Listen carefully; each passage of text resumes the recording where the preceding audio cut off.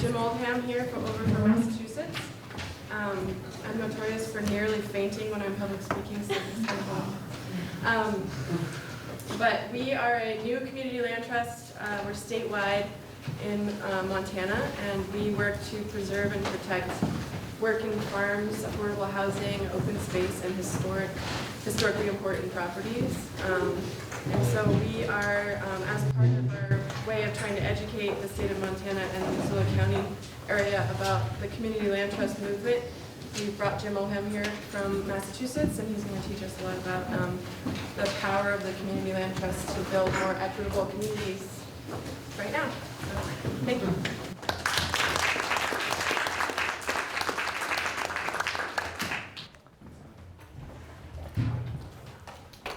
Hi, thank you. Can folks see the screen okay? And can you hear me okay? Okay. It is better. Great. Good enough?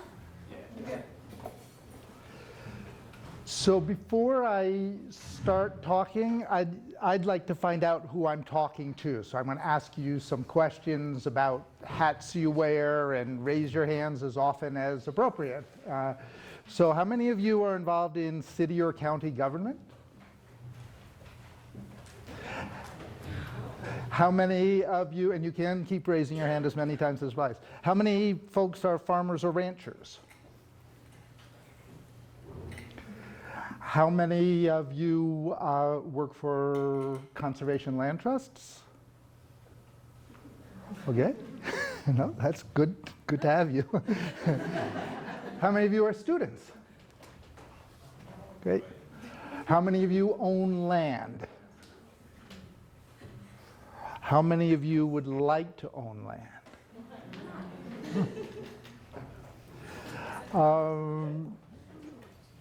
What relevant hats that I haven't mentioned? Shout them out. Affordable housing. That was, thank you very much. How many of you were involved in affordable housing? I meant to say that. So I didn't see hands for that. Affordable housing? Thank you. How about real estate? And development? Thank you. Okay, any more obvious things that I've forgotten? Open space. Thank you, sir. Great. Okay, well, I feel like I'm boxed in here behind a big wall, but if you don't mind, I'll move on. So I'm here to talk about rethinking property, how we think about property, and how the way we think about property and use property can change or impact how we can achieve affordable housing, affordable farms, and thereby preserving working lands, and in general community good benefits that for our communities. And I'm talking, I've been working for Equity Trust for the past 6 years. Equity Trust is a small nonprofit in Massachusetts that's been doing work around property for the past 25 years. And we have our key programs are our Farms for Farmers program. So it's all our work is related to property, but when Equity Trust was founded, it was early in the when the early community-supported agricultural farms were developing. There was a lot of interest in local foods and local farms, and a lot of new farmers were trying to get onto the land who didn't come from farming families. Traditionally, it's been generation to generation, and there were people who wanted to farm, wanted to produce food. There were consumers who wanted to eat that food, and there wasn't land, or there wasn't affordable land. So Equity Trust came out of the community land trust housing movement that I'm going to talk to you about, but has focused in particular on farms. In addition to our farm work, we have a revolving loan fund that's focused on, that provides that helps people, allows people that have resources to make them available to communities and groups that need resources, to develop community farms, to develop affordable housing, to develop other types of services and resources for their community. And we work on promoting ideas about alternative forms of property ownership, like I'm doing tonight. So I guess we should go forward. So it all starts with the land. Our work, our thinking is based on the land and how we think about and use land. And the reasons are pretty simple. Land is a finite resource, and it's essential for sustaining life. It also is really a key support for how we build wealth in our society, whether it's the natural resources we get, all the resources, obviously the food we produce and so on. And the way our land looks, the way it's used, the condition of the land reflects how we've been using it. And when the land is damaged, it reflects certain ways of approaching property. And our future opportunities come out of how we do the land. I think most people understand that and most people care about the land. So I'm going to start talking about Equity Trust's work quickly to illustrate some of the ideas and then sort of expand from there. So again, our Farms for Farmers program is designed thinking about farms holistically. We want to think about not just farmland. Farmland is crucial, it's key. If you don't have those soils, you can't grow food. But a farm is more than the open space, is more than the agricultural land. So we care about that farm infrastructure that allows the farmer to do their best work on the farm. We care about the affordability because without the affordability, you don't have a farmer. If you don't have a farmer who can get on the land and care for the land, then you don't have that productivity. You don't have the food. So we work with farmers, land trusts, community groups to develop strategies and carry out projects for protecting affordable working farms, affordable in perpetuity. And we use two different tools that Equity Trust has developed over the years. One is an enhanced conservation easement. Conservation easements are the traditional tool for land protection that's been being used for the last 50 or 100 years. Basically, a landowner is paid, gives up their development rights in exchange for, or donates often, but landowner gives up development rights. The law allows that to be a perpetual restriction on the land, and that portion of the land can't be developed. We add, our easements consider affordability as well. We include resale restrictions borrowed from affordable housing, and we often will put in other requirements that go with owning the land, including a farming requirement into the easement. But I'm not going to talk about that anymore tonight. That's it on the easements. What I'm going to be talking about is shared equity ownership, which I like better, which in 6 years when I started Equity Trust, I pretty much had the idea these are two tools, we'll use whichever, but shared equity ownership is really, which comes out of affordable housing, I'll talk about that more, is really very effective for what we try to do. Again, preserving affordable working farms to serve communities. So I'm going to tell a short story, one story that tries to illustrate sort of the need. This is the second farm that Equity Trust ever protected this way. So it's about this, they just celebrated their 10th anniversary. This is the story. Sam and Elizabeth Smith had started a CSA farm. So this is in 2006. They had been farming for about 20 years, had purchased an old dairy in western Massachusetts, turned it into diversified vegetable meat CSA farm. It's right in Williamstown, Massachusetts. It's a college town, so a growing suburban population, well-loved farm. Again, CSA, people would come out to the farm and so on. And Sam and Elizabeth wanted to retire. And like most farmers, their wealth was entirely in their land and their business. They had nothing else. They had invested everything in their love for the land, and they needed to retire. The last thing they wanted to do was lose this farm, but they needed to be able to retire somehow. They needed funds for their health and so on going on. And there was this huge gap between what they needed and what the farmers could afford to pay. And this is one story. It represents hundreds, if not thousands, of farmers across the country. Don and Bridget were the young farmers trying to get on the land. They were farming for a great nonprofit food project in the Boston area, growing food, working with kids, really loved the work, but they had no housing. They had to commute to the farm. There was no housing on the farm. So housing and farming, you're going to hear, they go together. Farmers need houses. They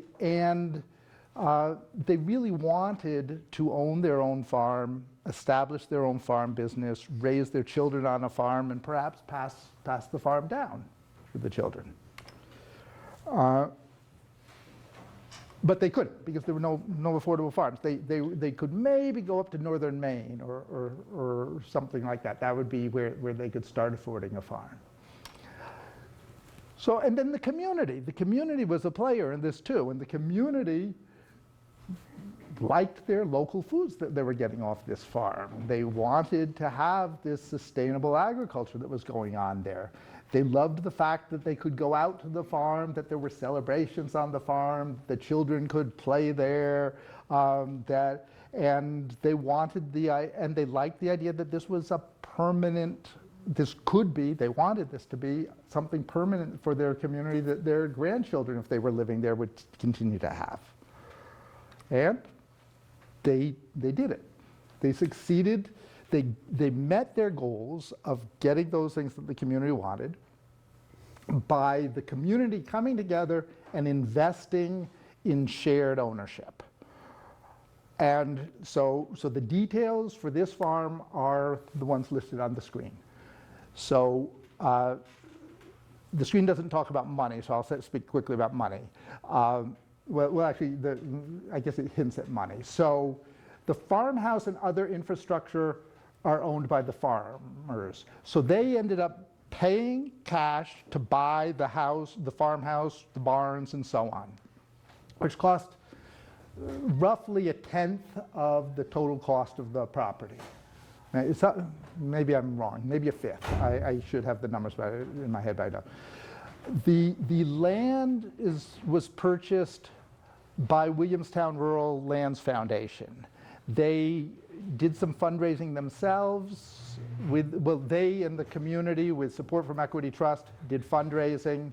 They got $50,000 from the local community, the town of Williamstown. And in Massachusetts, we have a tax surcharge that towns can levy on themselves to add a little bit of money to use for historic preservation, open space preservation, affordable housing, or recreation. And so they had some money there. They sold, the state purchased an easement, so the land is protected with an agricultural easement. But the state excludes the housing, so the state just protects the fields. But Williamstown Rural Lands Foundation, the conservation organization, owns the land with the buildings as well, owns the entire property. And they gave a lease to the farmers. So Don and Bridget have a 99-year lease that corresponds to their ownership of the house. The two go together. You can't have one without the other. When they sell the house, the buyer will get the lease. And Sam and Elizabeth, in the end, were able to retire there because there were second house, and they actually brought Don and Bridget onto the farm in advance of the transition. They apprenticed there, learned the farm. With Sam and Elizabeth in the main farmhouse, and Don and Bridget in a smaller house. And at the end of the transaction, they traded houses, and Sam and Elizabeth retired there, and they have their own separate ownership of that house with their own separate lease of the land under that house.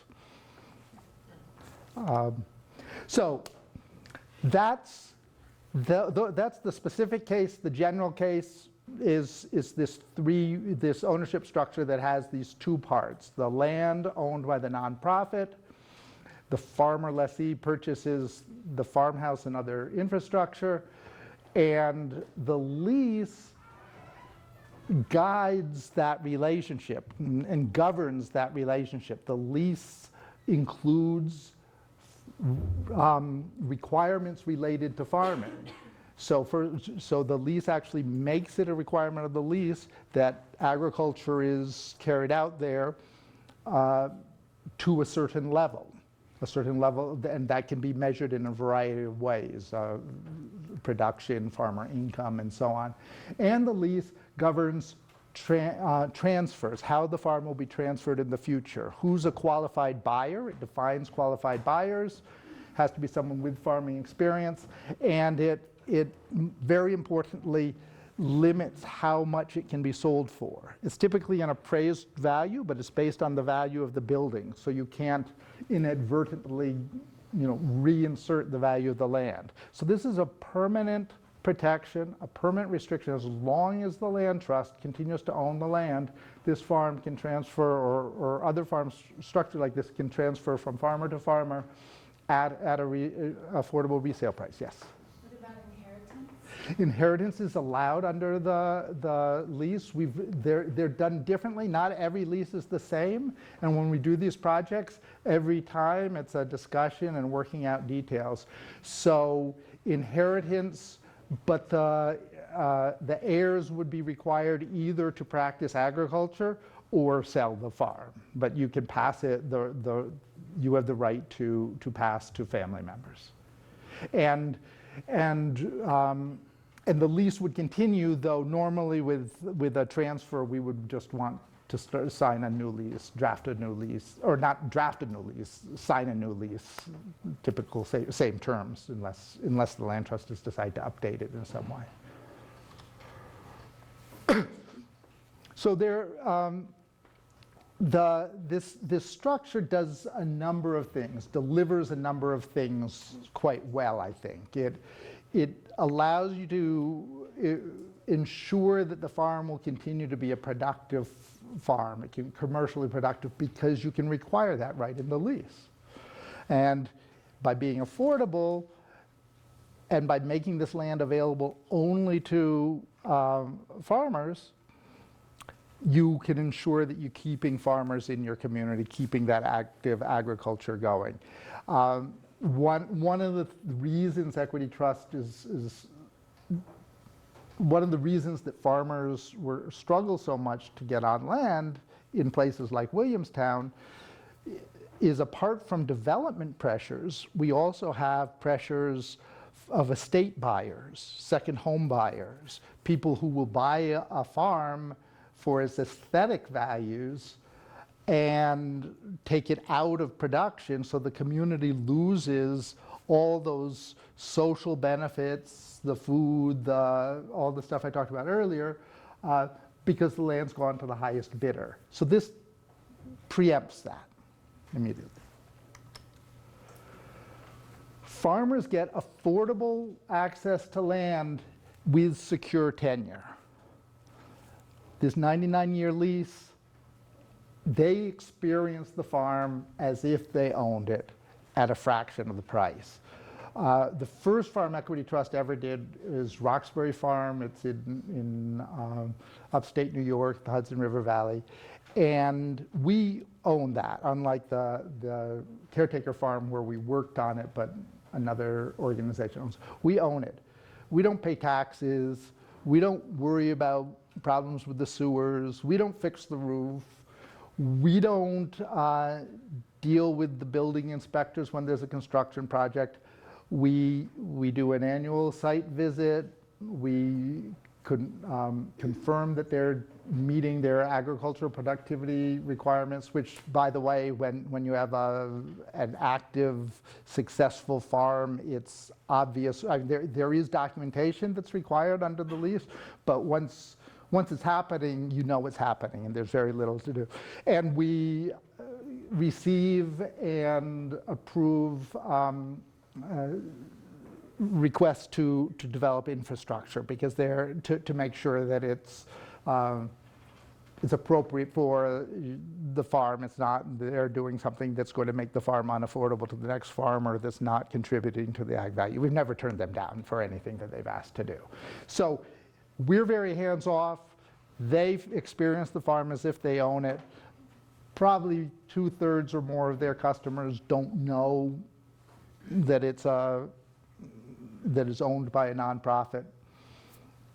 And the farmer can build equity. They can invest in that farm and get some of that investment back. Maybe not as high a return on that investment as they might if it were unprotected, but on the other hand, they know that they can transfer it to another farmer when it's done.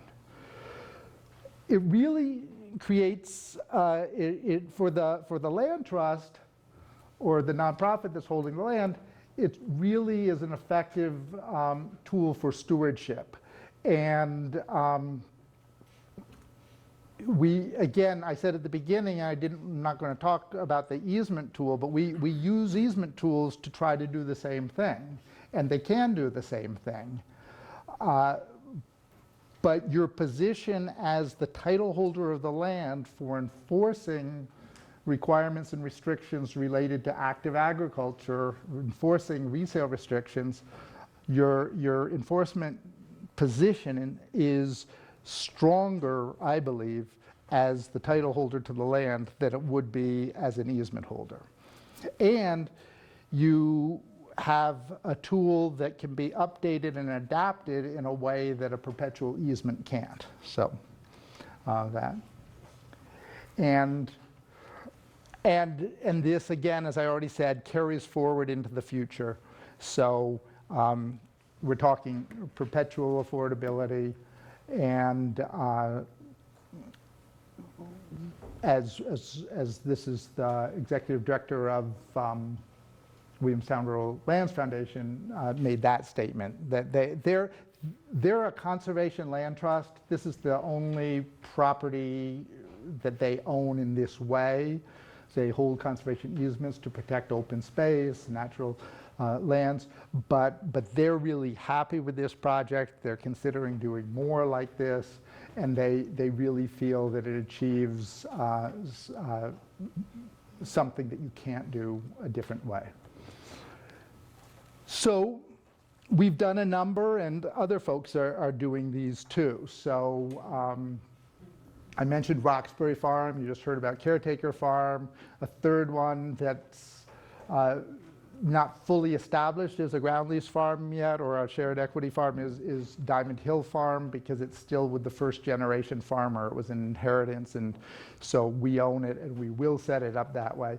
But what's interesting, going down the list, I won't try to name them all, but there's 3 different types of partners, or 3 different types of organizations are doing this.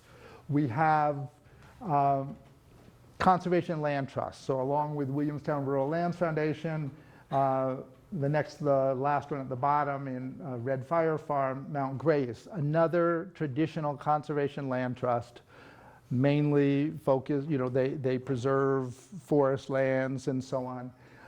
But they saw ag land that they had paid, that they and the state had paid money to protect, going out of production. So they thought that this was important. We also have organizations formed just to preserve a particular farm. So in Northampton, Simple Gifts Farm, the third from the bottom, and someplace in here, Crimson Clover Farm in Northampton, owned by Grove Food Northampton. So Grove Food Northampton, North Amherst Community Farms, each of those groups formed to raise money, to acquire farmland, and now have established organizations that are there to steward this land for the long term. And I want to talk about them a bit later, a bit more. And then the third type, there are very few. We have Scatter Creek Community Farms, owned by South of the Sound Community Farm Land Trust, which formed precisely to own and steward farmland in this way. Brand new organization in Iowa, is Sustainable Iowa Land Trust, and SILT is using several strategies, but they are focusing primarily on the ground lease and have had at least one, maybe a couple of farms donated to them, and they intend to protect in this way. And then not on the list, but definitely deserving of mentioning is Trust Montana, which is, so we have, there are very few organizations yet doing this, but it's a really valuable role that can be played. And I've been talking a lot about land trusts, so just this, for some of you, this is probably clear, but just in case, there are two types of land trusts that use the same name, but they're actually quite different in their typical, not absolute, but their typical vision, and they're different in how they do their work. Again, lots of exceptions and variations, but the basic idea, both types of land trusts are nonprofits working to protect and steward land in perpetuity. But conservation land trusts tend to focus on natural lands, preserving the environmental, the environmental, what's the word I want? The benefits, thank you. And whereas community land trusts focus on people on the land and holding land for people. And the other difference is the tools that they use, where the easement, which is this purchase of development rights, versus owning the land and in holding it in trust for the community. And these different tools require different knowledge sets, different skills, and have different benefits and strengths and applications. And again, so I'm focusing on the community land trust and the tool, the holding the land, and so the farm protection approach that I've been describing that we use with Equity Trust is taken from affordable housing. And it dates back longer, but really got its feet under it and got going starting in the 1980s, began spreading around the country in urban and rural areas, using this model, again, land trust owning the land, and homeowners, in this case, owning houses on the land, as a way of creating affordable housing. Starting in the 1980s, we now have between 250 and 300 land trusts, community land trusts across the United States, in about 45 of the 50 states. As I said, rural and urban. Here in Montana, here in Missoula, we have North Missoula CDC. We have up in Kalispell and some of the surrounding counties, Northwest Montana CLT, and again, Trust Montana working statewide, and the newest of these. So I just picked a few just to give you sort of a quick picture of what some of these land trusts are doing and where they are. Obviously, these are, there are a lot of much smaller ones stewarding 13 houses in the Connecticut River Valley of Massachusetts or things like that. But these are some of the most noticeable, most impactful community land trusts that are worth noting. Burlington, the former Burlington Community Land Trust, and it's now Champlain Housing Trust, is the largest in the country.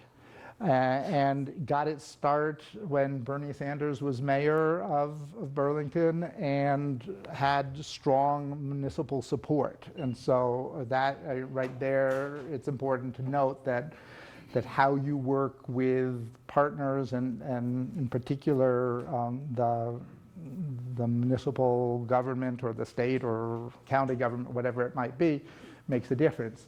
So they have several thousand apartments and more than 500 owner-occupied homes, single-family homes, that they steward, and they continue to develop more. Some of it's they've developed, some of it's properties that already, pre-existing properties that they purchased and protected. In Minnesota, I wanted to highlight, here's a state that has 9 different CLTs, so I'm highlighting the coalition of them, but amongst them, over 1,000 homes. In New Mexico, in Albuquerque, Sawmill CLT, they've done, and that's the top picture, is one of their developments. They had federal funding. I think it was mainly federal funding, perhaps some state funding too. They rehabilitated industrial sites and developed this diverse mix of housing, and housing for a lot of different types of needs, senior housing, these work-live spaces that are really, really neat, that allow people to not only get affordable housing, but have a space to do their hairdressing business or a bike repair shop or a variety of things, build things that make things that they might sell at the market and so on. And then up in a very different community, up in one of the islands north of Seattle, Opal has developed, as it says there on the list, 8 neighborhoods, 100 homes, and all that other stuff too. So they're doing housing mainly, but they're doing commercial space, community gardens, and so on while they're at it. So what these affordable housing community land trusts have done is they've developed a model. They're not all identical, and they don't have all the elements that I want to talk about right now, but the movement, if you will, or the collective group of them have 3 important innovations that collectively make for a really strong an organization, a really strong type of organization with an awful lot of potential.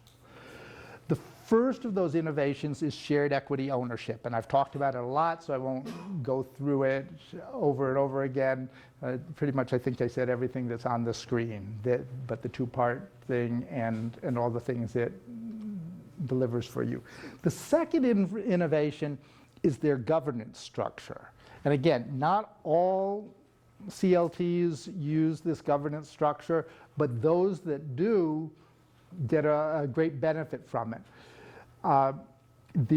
So the landholding nonprofit is designed to serve a community. That community is geographically defined. So it might be a city, a county, an island. It could be, but it has a geographic definition, and anyone in that area can be a member. The members include, by being a lessee or a homeowner, because you're both, you're leasing and owning. So by being a homeowner, you're automatically a member. Other people in the community have to sign up. Everyone has to, typically there's a small dues that you pay, and you have to attend a certain number of meetings. But the point of this is not to have an insular, inward-looking, self-serving membership, but have, well, we do want to be self-serving, but a closed membership, but have an open membership, outward-looking, thinking about the future. So maybe you start with 10 homes. Those 10 members can be joined by as many members from outside that want, and some of those people might be thinking, well, maybe I'll be in one of the next 10 homes. So the goal is to have a membership that's not thinking about how do we steward these 10 units. The goal is to have a membership that's thinking about what do we need in our community? What can our organization do for our community? And maybe we need community gardens. Maybe we need more affordable homes. Maybe we need a different type of affordable homes. And having that broader membership helps think about that and helps keep the organization focused on the community needs and doesn't become an organization just focused on sustaining what we've got right now. And the governance is this three-part structure that is designed to balance those interests. It gives leaseholders a third of the governance, typically, so the leaseholders get to elect 3 out of 9 or 4 out of 12 or whatever it is, members to the governing board from amongst themselves. So they have a solid voice in the organization, but they don't dominate. The broader community can also elect a third from amongst themselves. And the final third has been done a variety of different ways. The goal is to strengthen your board. It can be in Burlington, some or all of those, in Burlington, Vermont, some or all of those come from the municipal government. I don't know if it's all, but at least some. It can be, it's where you get your expertise. So you can invite people to the board. You might even invite someone from outside your geographic area, especially if your geographic area is small, but there's someone from outside who's got expertise that you want. It's and how the groups do it might be the membership elects those, it might be the other 2/3 of the board appoint those, or it might be, one idea that I like is having permanent seats on the board for partner organizations. So you could have an affordable housing organization or a conservation land trust or again, someone from the city government who might not be an individual who's permanently on it, but there will always be someone from one of those organizations. Give those organizations a voice in the community land trust. So it could represent a variety of interests within a community. And finally, the third innovation is the focus on how it operates, a focus on perpetuity, perpetual stewardship, and sort of the 3 points that I pulled out that I see as most important. We're not just about creating affordable housing and selling it and maybe restricting it, we're about stewarding that housing. So the organization puts time and effort into making sure that it knows what's going on with the houses and dealing with problems before they become too severe. So someone's struggling to make pay their lease fees or misses paying their lease fees. There's a small lease fee that you pay. Well, then you might check to see, are they paying on their mortgage? Because you don't, and the ground lease gives the CLT an opportunity to intervene in the possibility of a mortgage foreclosure. So you want to know about that and be able to address that. The perpetual affordability is key, that this is, again, about not just putting something in the community and walking away from it, but stewarding and making sure it remains. And the vast majority of community land trusts build in a priority for those in the community most in need, what the lowest income members of the community, people who've been excluded in a variety of ways.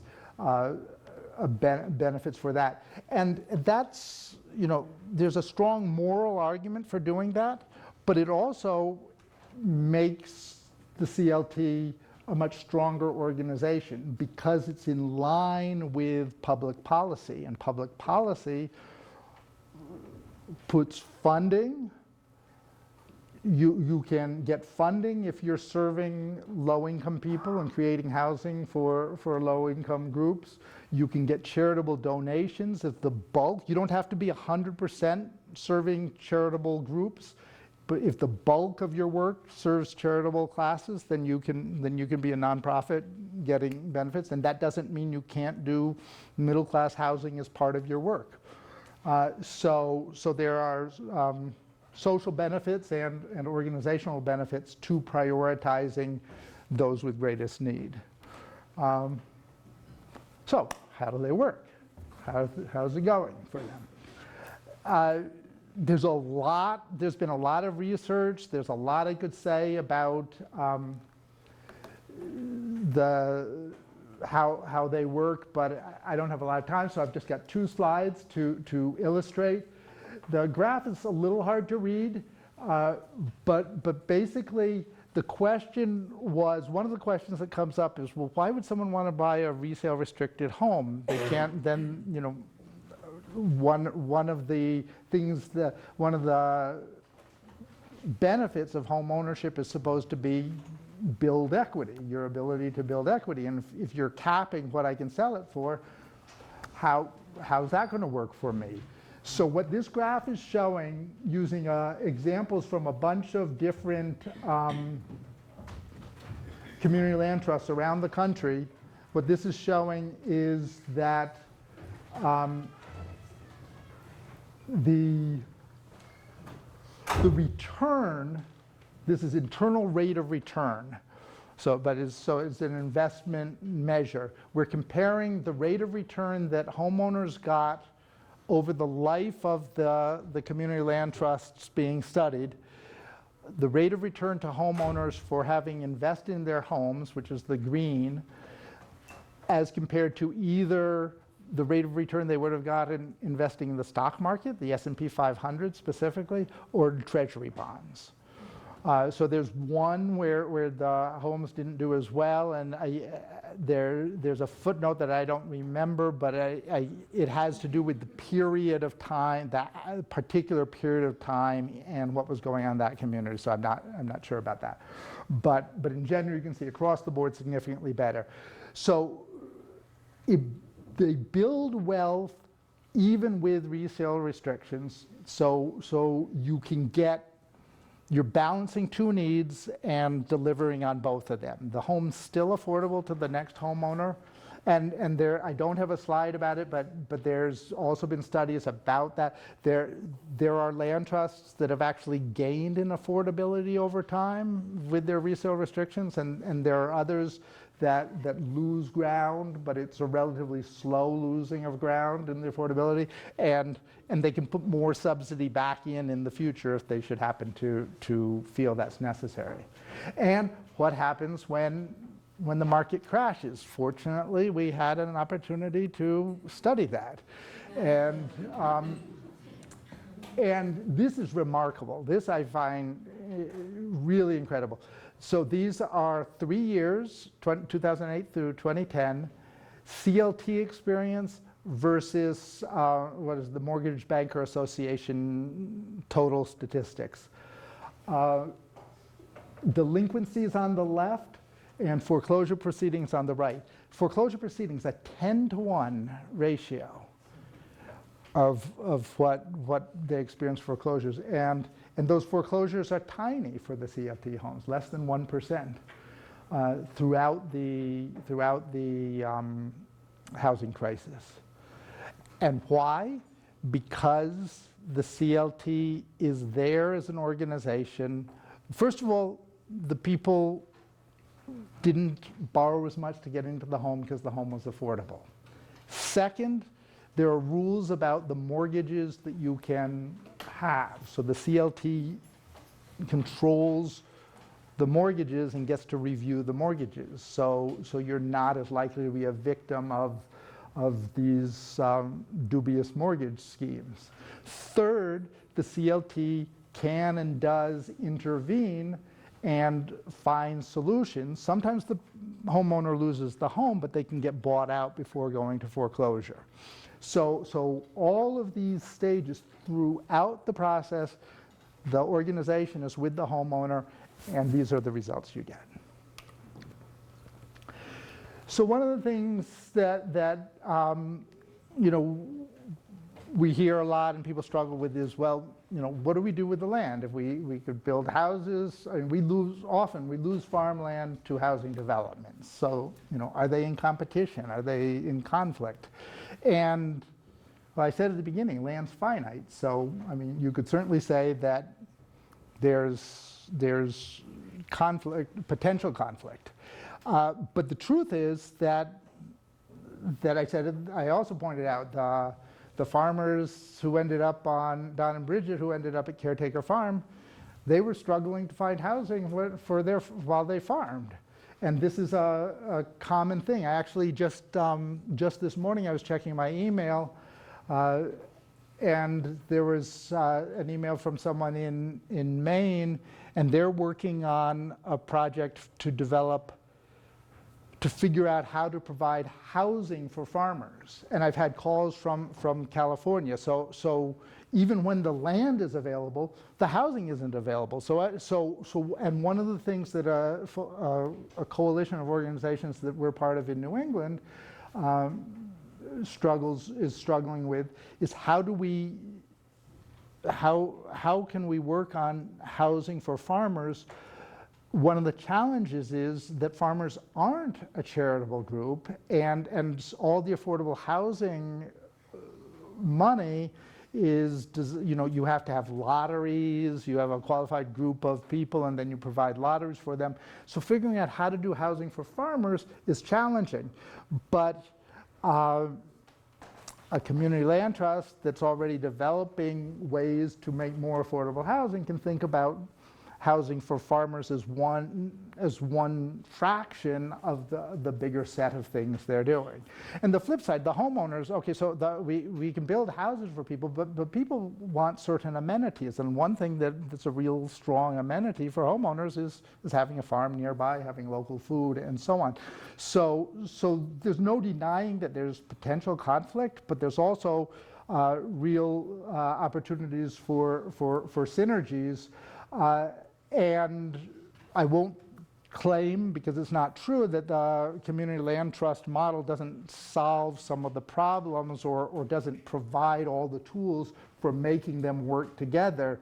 There are zoning issues. I mean, can you cluster your housing in a way so that the farmland can be protected and still get some density? Can you know, what other issues like that come up? But these are a few examples of very different situations. Troy Gardens was a collaboration between a community land trust and about 6 other organizations in Madison, Wisconsin. And so it's this 31-acre development. It was land that was part of the state surplus land, and that they eventually got the state to release and sell to these organizations. The CLT developed affordable housing, 30 homes on one section, and mixed income, so they have some affordable units. It's not all affordable. Elsewhere, there's in another section of it, they've got community gardens that a different organization manages, and then there's this restored prairie and so on. So that was a CLT project. The next one down isn't even a community land trust, but it's worth mentioning just because, again, it's a housing development where they managed to preserve 100 acres for organic farming in suburban Illinois. Then the last 3 aren't developments of housing and farms together, but they reflect sort of this need and desire to have things close together. So the Intervale Center protects lands. I don't know when it was. At some point, there's this lowland outside of Burlington that people had done what folks in New England did for hundreds of years. They dumped garbage down there. And at some point, it might have been another Bernie Sanders period, I don't know, but was it? So it was a brownfield. right, and they went and they cleared it all out. Lots of volunteer work, lots of, the city invested, organizations involved, and they've turned it into this, it's like a farm. There's farm incubation, there's a community farm, there's also recreation, people ride their bikes through there. It's a complete transformation of what it was before. And it's right in the city, right in this, just down the hill from the rest of the city. That's where people want their farms, or at least some farms. And the other two are ones that I mentioned earlier, the two community farms, both in Western Massachusetts where we are. And each of those were efforts to save farms in Northampton. One long-time farm. These were farms that were being relatively, had limited farming activity for a while. The farmers had gotten old, the families had retired from farming, whatever. Farm goes on the market, and the first idea that was proposed was sports fields. And we use sports fields, that was an idea. But a group of community members came together and said, sustainable food production. And they ended up convincing the city that they could do both. Got lucky that a second farm next door came on the market. They did an incredible fundraising campaign, grassroots community-based fundraising campaign. They worked for the Trust for Public Lands, stepped in briefly and held the farm to protect it. And then they developed it. But the reason it's an interesting story to talk about right here is because, again, lots of pressure on the land precisely because it's in the city, but lots of commitment in the community that we really can do something special here.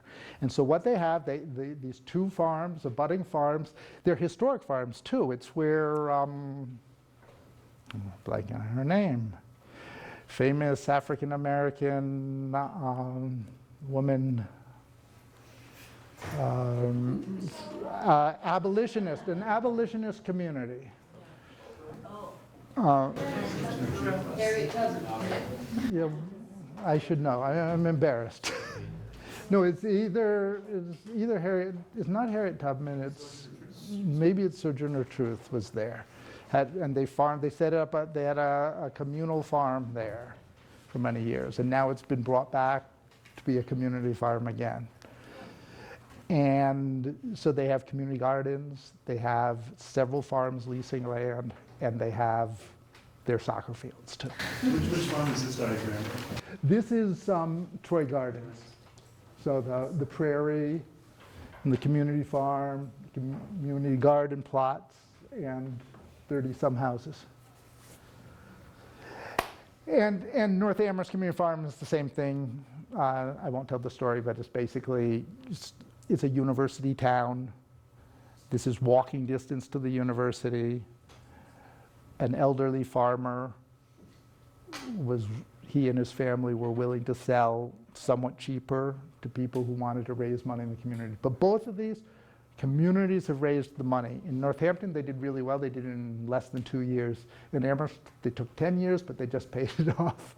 So they've, so that's what communities can do if they want to have food that they can walk to.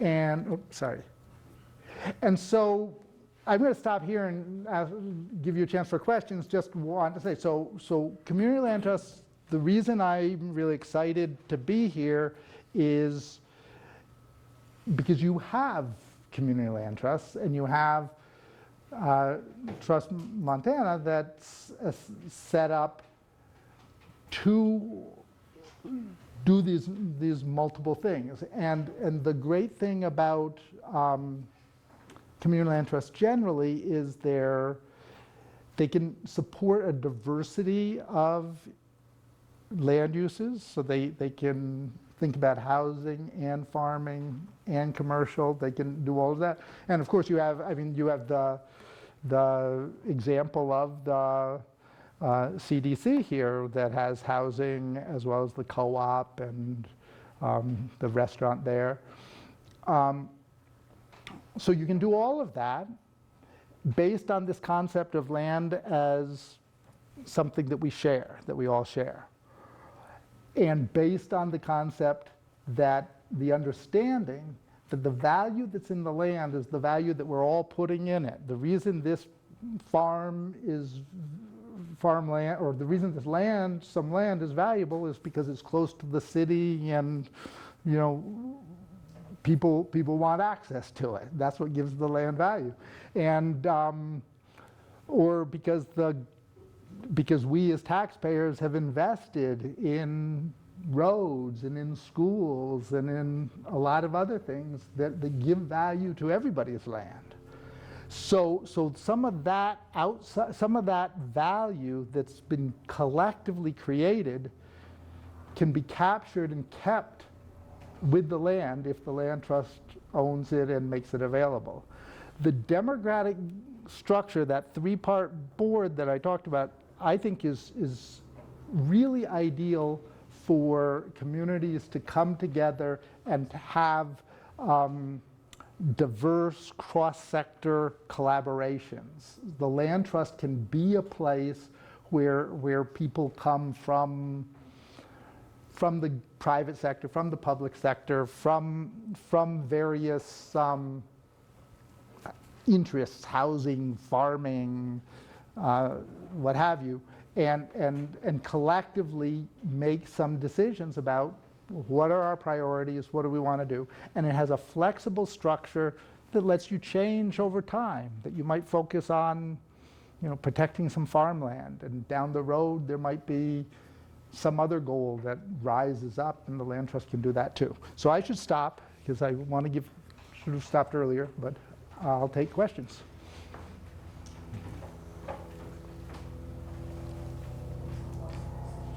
Sir. So I was wondering if this sort of model has been used to, from what I understand, a lot of these, the farm and the housing communities are sort of separate, and people who live in the housing work and pay the rent, so on.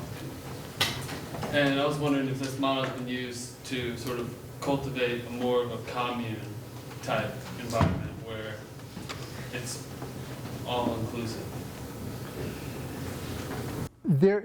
Some of the early community land trusts did just that, or were focused on that. One of their weaknesses was that they didn't have that broader community participation, which then over time led to them kind of winding down or losing energy. It's entirely possible to, I mean, that, so you could have that, I mean, I would see that as one type of housing / land use that you might provide, just like you provide housing with that sawmill that I talked about, the housing with workspace combined. So there might be some people in the community who want that and would use that, and if it delivers things that the community, that you know, the organization thinks is a high priority, giving a group of people access to both housing and a chance to work the land, sure, it could happen. But there aren't, I don't have good examples of that. You have a question? I was really intrigued with the first example you gave of farm in Williamstown with Sam and Elizabeth being able to retire but still stay on the land, and Don and Bridget now being able to farm.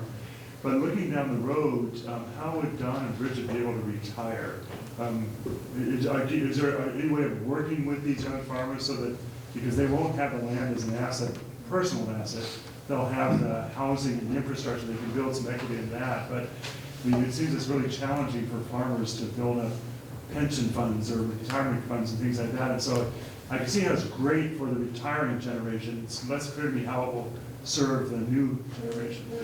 Right, no, it absolutely requires that new generation to approach their life planning somewhat differently. And Don and Bridget went into that knowingly, so they didn't think, I mean, the world is changing. Their challenges and how lucrative farming, you know, how successful you can be at farming is a question. But they need to earn more as farmers than Sam and Elizabeth ever did. They Theoretically have a smaller mortgage. Right. Well, right. Though Sam and Elizabeth probably got on the land a lot cheaper back then. But they worked. So Don and Bridget have to think. But you're right. So one piece of it is smaller investment. You can either build your business faster and therefore get returns better, quicker, and have something to be investing in your retirement plan or whatever, or you just directly invest in retirement. But you have to have build into your business strategy. That has to be part of it. But it's the other way is just totally unsustainable. It works either way. It always works for one generation. And the question is, does the generation cash out and lose the farm forever, or does the generation cash out and leave a permanent farm? So that's a huge problem, but yeah. Those second generation farmers been there long enough that they're actually approaching that retirement and starting to see this play out? The closest one would be Roxbury Farm that I talked about. They're, you know, probably still 10 to 15 years away from that, but I mean, we do talk with them a little bit about it, but not so much, but I don't, I think that they have been thinking, you know, of a variety of things that they've been doing, and they have a very robust business. So, you had a question? A bit more on the zoning requirements for this type of land use?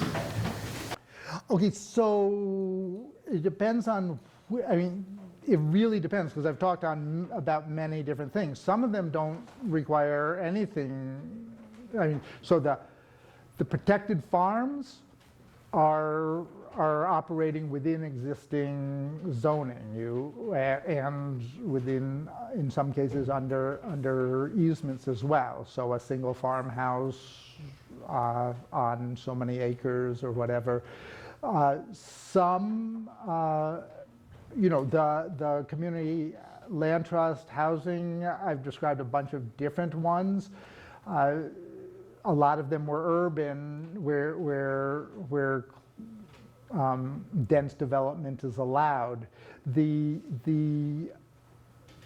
most significant thing that I think in zoning that and it's not my area of expertise, but is the ability to have smaller lot sizes and cluster development, so that you can have the trick is where the farmland is, where the good ag land is, it's where we have zoning requirements that say you need a 5-acre lot. And so we're being encouraged to cut up those lots. And I know that, I mean, there are infrastructure reasons that are driving that, but that is one of the biggest consumers of ag land that there is the fact that for every person who wants a house, you have to chop out 5 acres. I have a question. With the land lease model where the farmhouse and the structures are severed from the land, in your experience, are those buildings typically, do they have any ground associated with them, or are they typically completely separate from the land that's then owned by the community land trust? Yeah, they don't have any land associated with them except through the lease. But it's not dissimilar to The big box stores, a lot of the big box stores where someone will hold land and will lease to them, and they'll come and build a store there and there's separate ownership there too. With the farmhouse, I guess my follow-up question is, have you seen farmers have a more difficult time obtaining financing where it's not ground associated?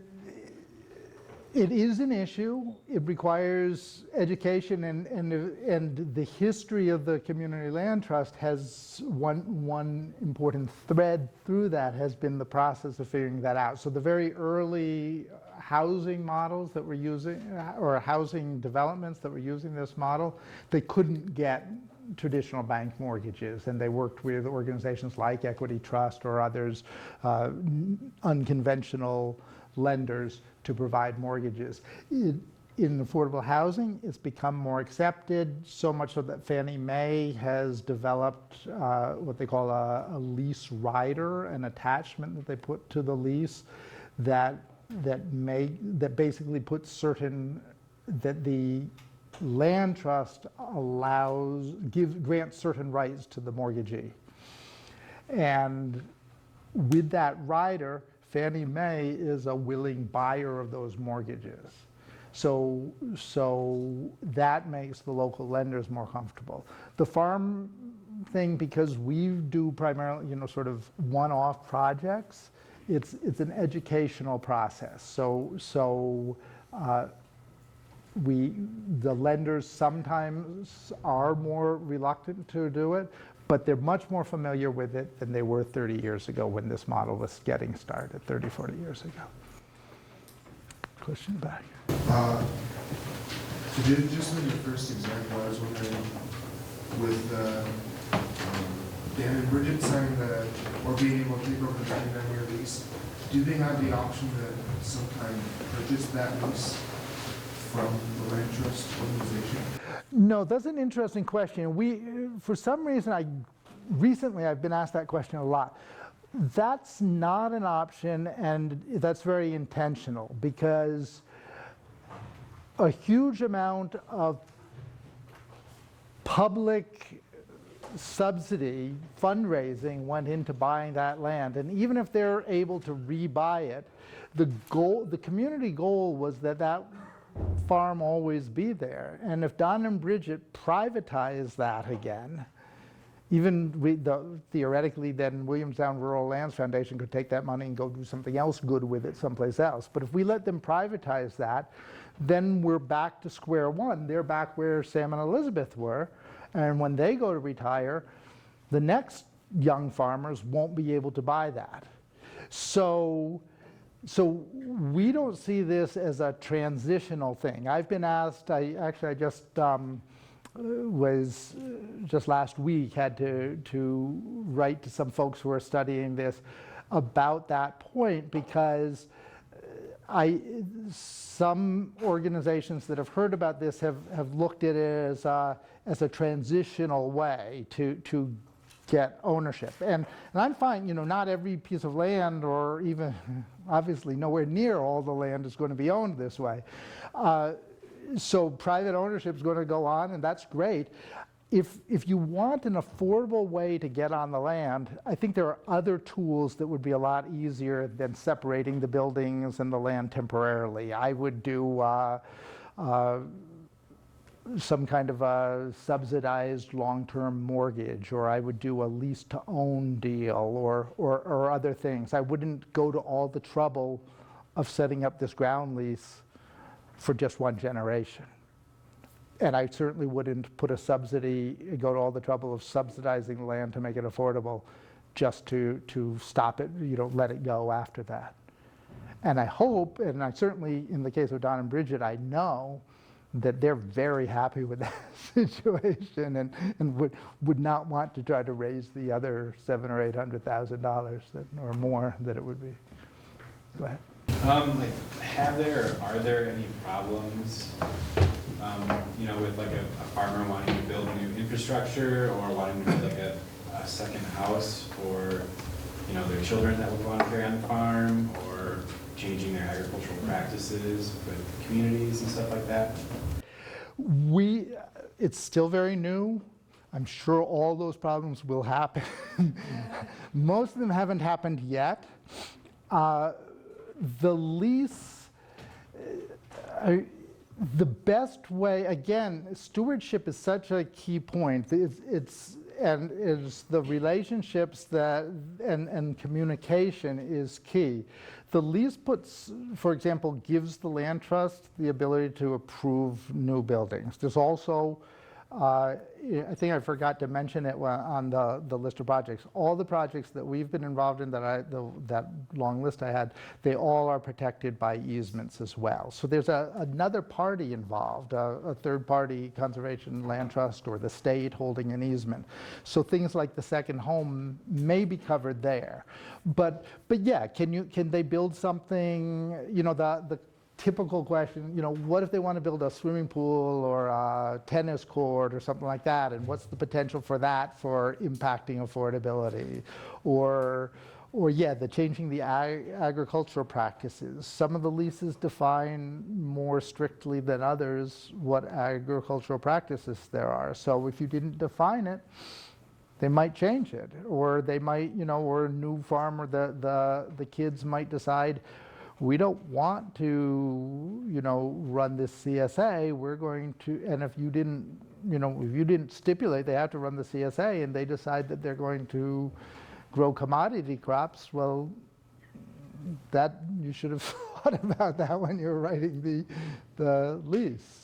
So hopefully the lease addresses these things, and we do think about these things in advance, and there's opportunities for everything, for, you know, to negotiate things. Typically the requirements and restrictions are an attachment to that they can get updated more often than the lease itself, so that you can, you know, and things like management plans do need to be updated every few years or every 10 years maybe. Yeah.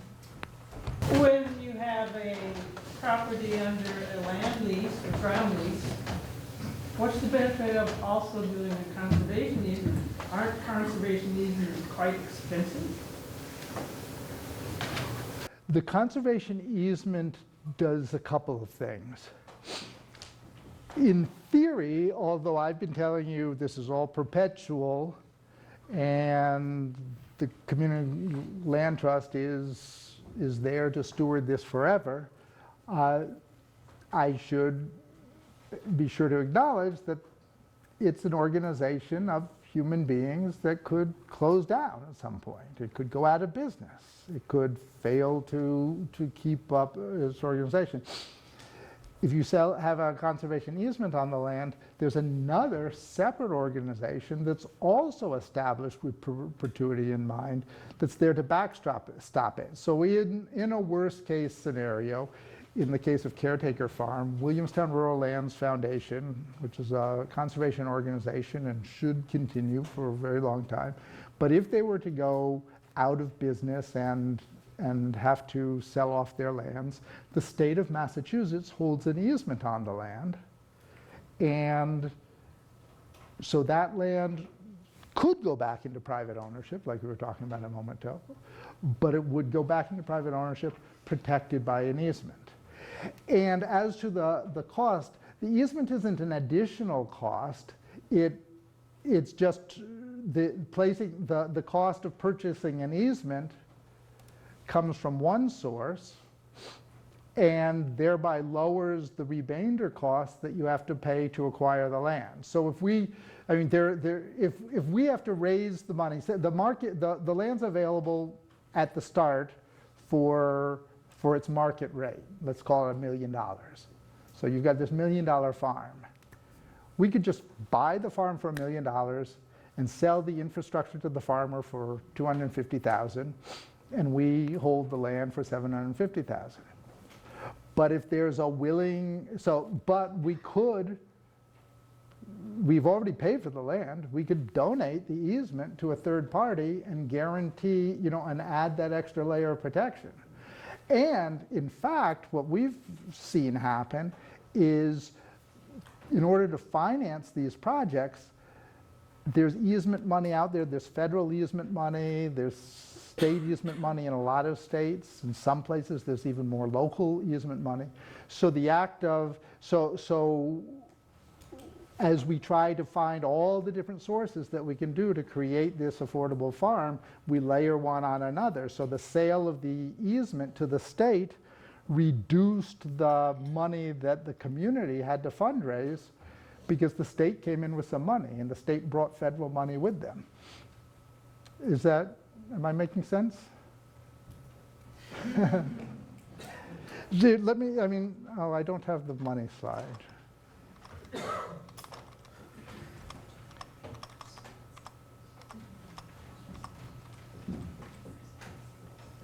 I don't know if this is going to help.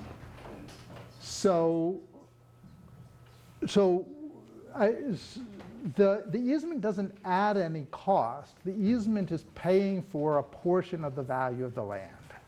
The land's worth a certain amount. The development, you can break it up, that bundle of sticks that people talk about, the land, all the rights. So you sell, if the development rights are worth a fraction of the total value. And Well, the funds for the easement has to come from somewhere. right, the funds for the easement have to come from, absolutely. You can only sell an easement if you can find someone who will pay for the easement and is willing to hold it. You can't, but again, if you have to raise money to buy the land anyway, you could also give away the easement and you still have the land protected. Since the Community Land Trust has no interest in retaining the development rights and seeing the development rights remain on the land. The Community Land Trust has no intention of ever selling that property. But they might as well put an easement on the property to backstop what they're there to do anyway.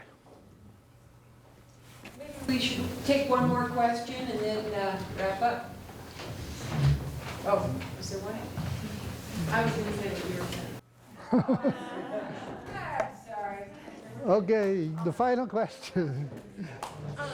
You described a lot of these projects happening close to urban markets where there's also a lot of development out there on that land. And I'm wondering about examples happening in more rural areas, and maybe especially low-income, high-poverty rural areas where that community may not have as much of a wealth base to fundraise from or purchasing land under community land trusts. Are there examples? There are, but you're right. Though it's low-income rural areas struggle more with this. Some of the very earliest community land trusts were in rural areas, and in Tennessee, Woodland Land Trust is one of the first ones. Up in northern Maine, we have relationships with several of these land trusts. It's a very different situation where it's not so much, I mean, sometimes there's pressure on the land, like the Tennessee example, it's the coal mining. And so the land's really cheap, the little bit that's left, but getting it and protecting it for the community and making the housing, finding ways to develop the housing and pay for developing the housing and keep it affordable for the very, very low income people is a challenge.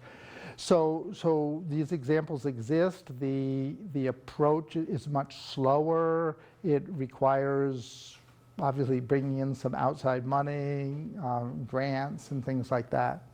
And there are fewer examples. One more last question. Are there, in an urban area, are there practical contiguous acre considerations? In your experience, if you were to talk about the minimum acres or the maximum acres, or kind of the average acres for all of your projects, how would you characterize the size of a given? Are you talking farm protection or housing? Well, in an urban area, the examples that you talked about, I saw the one with 31 contiguous acres, but is that typical, or are they 100 acres, or are they 5 acres, or is there a practical lower limit? Yeah, so I honestly can't speak to that. Those were examples those were not our projects. Those last couple where those mixed housing and farm projects were not our projects. And I think that it's really a location by location decision, and it really, you know, I would look to people who develop housing. You know, there are calculations in terms of what, you know, what pencils out, as they say, what can be made to work. So I'm sorry, I can't answer that honestly. And good place to end.